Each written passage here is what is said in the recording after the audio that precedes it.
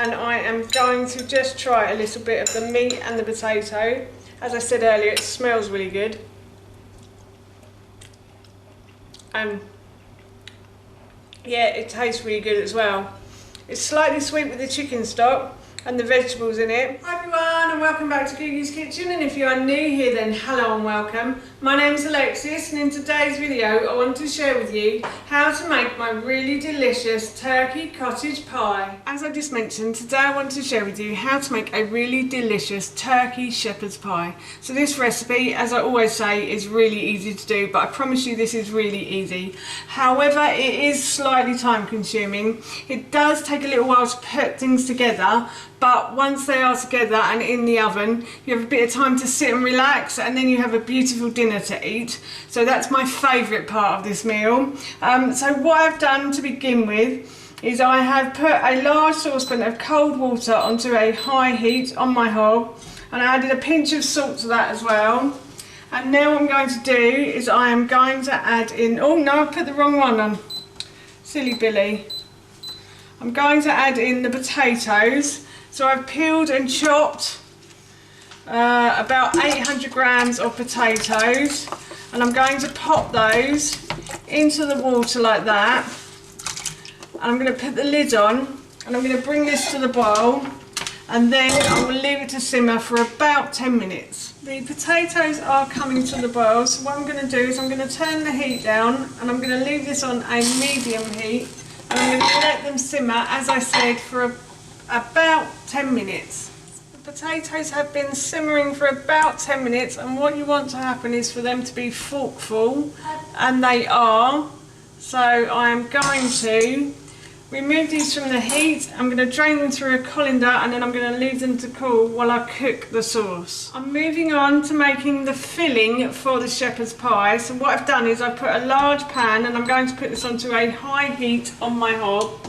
And I'm going to add oil to the base of this pan, and I'm going to leave this pan to heat up. But before I go, I just want to say that if you have enjoyed this video today and you'd like to see more, then please don't forget to hit that subscribe button. And if you did really enjoy this video, then please feel free to give it a big thumbs up. Everything like that really helps me out, and I would really appreciate it. So as I said, I'm just going to leave this pan to heat up. The saucepan is getting nice and hot.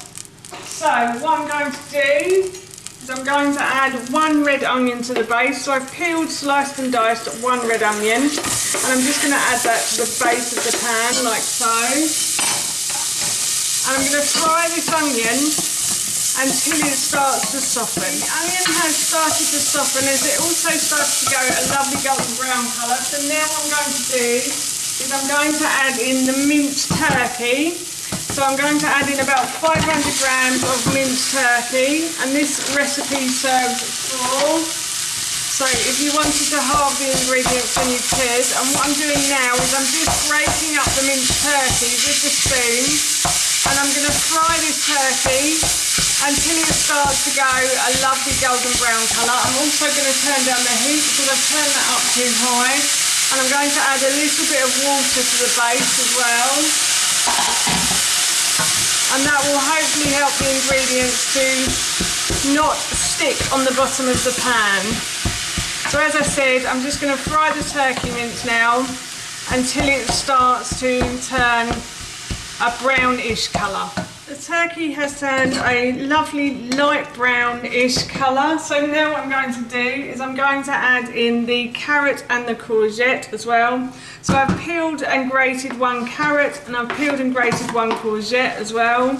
And the reason I like to grate these vegetables is because they tend to cook a bit quicker when they're grated, and also you don't really notice that they're in the food either, and it gives them the food a lot more flavour as well, I think, when they're grated. So I'm just going to continue to fry these vegetables into the turkey mince and the onions. The vegetables have all been mixed in now, and they've heated through. You don't really need them to soften because I'm going to add stock to this, and that will help them to soften. So I'm going to add about 400 mils of stock. So this is a bit of chicken stock that I'm adding in. You could add bone broth if you wanted to, or you could add vegetable stock as well. And I've turned the heat back up, and I'm just going to bring this pan to the boil. And while this is coming to the boil, what I'm going to do is I'm going to add in some dried mixed herbs. I'm also going to add in some tamari as well. So for those of you who watch my YouTube videos, you'll know what tamari is. But if you don't, then tamari is a soya sauce that's fermented for slightly longer. So it's gluten-free and it's really delicious. It is slightly more expensive than ordinary soya sauce, but it is worth it. I have a slight gluten allergy, so that's why I like to use it. But if you don't have a gluten allergy, then you can always use soya sauce. And of course, I'm going to add salt and pepper to this as well. So salt and pepper to your taste. You don't have to add it if you don't want to. But I'm just going to add a little pinch of salt, and I've just added some pepper as well. And as I said, I think this is coming to the boil now. Yeah, so I'm going to turn the heat down, and I'm going to leave it to simmer for a good 20 minutes, because hopefully that will mean that the juices from the stock will soak into the meat and the vegetables, and we'll have a lovely tender meal once it's been put in the oven as well.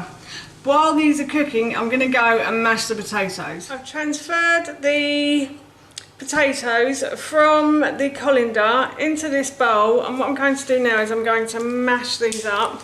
So I've got some milk here. I'm actually using oat milk, but you can use any type of milk you like, and I'm just going to add a splash of milk to that, and I'm also going to add a little bit of olive oil as well. So I find these olive oil is a brilliant alternative to butter basically. So I like to use it in my mashed potatoes. It also makes them go really golden as well when they're in the oven.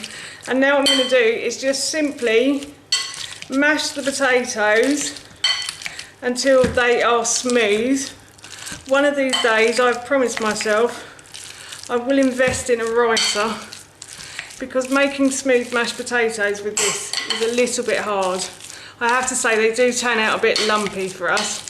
So if you have got a ricer at home, then putting potato through it when it's cooked makes it really smooth and creamy. So I would highly recommend investing in one, and I promise I will do it soon. But as I said, I'm just going to continue to mash these potatoes until they are smooth-ish. I'm also going to add another little bit of salt and another little bit of pepper. So I've just added the pepper. I'm just going to add a pinch of salt as well. Actually, I might add 2 pinches of salt there. And now I'm going to continue to mash these potatoes. I have finished mashing the potatoes. As you can see, oh, they're all done. So I've finished mashing the potatoes, and now I'm going to put everything together. The meat base has been on the hob for a good 20 minutes, so the meat should be lovely and tender, and I'm using a slotted spoon so that I can leave some of the chicken stock behind to make a gravy with later. So I'm just using this slotted spoon, and I'm trying to get all the meat out with not too much of the gravy in there.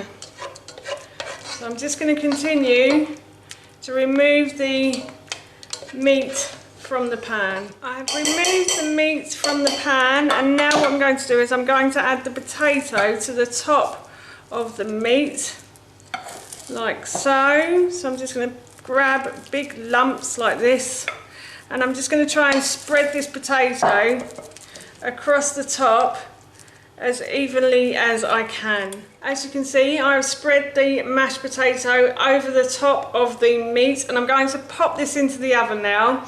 I've already preheated my oven to 200 degrees, so I'm going to put this in until the mashed potato goes a lovely golden brown colour, and some of the gravy that's in there bubbles over the sides. That's when you know it's done. I will put this in for about 25 to 30 minutes, but I'll check on it after 20. I checked this after 20 minutes and the top was still slightly anemic, so I left it in for a further 10 minutes, and as you can see, it's got a lovely golden brown colour. So I'm going to take this out of the oven, leave it to cool for a while. I'll serve some and let you know how it tastes, but it smells amazing in here right now. I have have served myself some of the turkey cottage pie. It's not a shepherd's pie. Throughout this whole video I call it a shepherd's pie. It's actually a cottage pie. There is a reason for that, but I won't go into it now. And I am going to just try a little bit of the meat and the potato. As I said earlier, it smells really good. And yeah, it tastes really good as well. It's slightly sweet with the chicken stock and the vegetables in it, but it's got a really nice flavour to it, and the meat is really tender as well. So I'm looking forward to having this for my dinner this evening. That's how I make my delicious turkey cottage pie, and that recipe I will link in the description box below for you. As I mentioned earlier, we're going to be having this for our dinner this evening, and it smells and tastes so good, I can't wait. So for now, that's it from me. Thank you so much for watching, and I will see you in my next video.